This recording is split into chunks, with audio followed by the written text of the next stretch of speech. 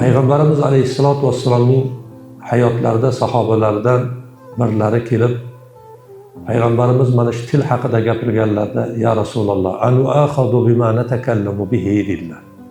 Ey Allohning Rasuli, biz oxirat kunida tillarimiz gapirgan so'zlarga ham muohaza qilib, hisob kitob beramizmi, so'ralamizmi deb so'radilar. Shunda Payg'ambar sollallohu alayhi vasallam sakalatka ummuk dedilar. Onang seni yo'qotsin degani, voy bilmaysanmi, qiyomat kunida insonlarning do'zaxga, ko'pchiligini do'zaxga bo'yni bilan, boshi bilan kirishlikka sabab bo'ladigan narsa mana shu tillari urib olgan narsadir dedilar. Bu deganlari insonni oxirat kuniga boshiga baloni keltiradigan, jahannamga boshi bilan kirib ketishlikka ko'p sabab bo'ladigan narsa mana shu tili sababli kirib ketadi dedilar.